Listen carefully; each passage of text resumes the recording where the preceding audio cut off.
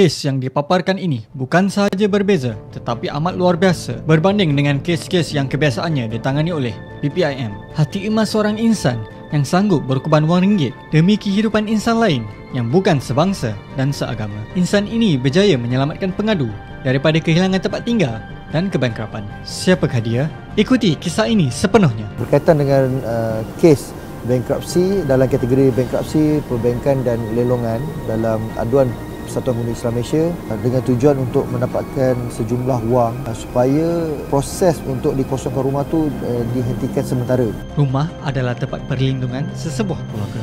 Jika rumah sebuah keluarga dirampas, maka kebahagiaan sebuah keluarga turut akan dirampas. Rumah pengadu telah dilelong sebanyak 4 kali dan surat perintah keluar memaksa pengadu mencari jalan penyelesaian. Pihak bank sendiri tidak menekan ataupun tidak terlalu memaksa apabila peminjam memang betul-betul tidak mampu untuk membayar. Tolong turun padang, lihat sendiri keadaan sebenar peminjam ini. Pihak bank pun tidak beretika lah. Kadang-kadang keterlaluan. Bank ni satu institusi ataupun satu gergasi yang tidak mempunyai hati purut kebanyakannya lah ya. Mungkin bukan semua tapi kebanyakannya memang jenis tidak berhati purut. Dan mereka ini hanya pentingkan diri mereka sahaja.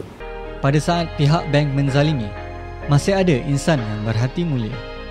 Lee Hugh-san, pembeli rumah pengadu bersimpati setelah melihat baju-baju anak kecil di ampaian rumah, lalu membuat keputusan untuk tidak meneruskan pembelian ke atas rumah itu dari surat yang ditulisnya.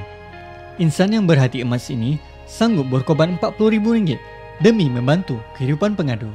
Ini satu perlakuan yang luar biasa yang perlu kita semua hargai lah. Kemanusiaan yang cukup besar yang dapat dilihat di zaman ini. Namun, beliau tidak mahu kisah yang besar erti kemanusiaan ini disiarkan.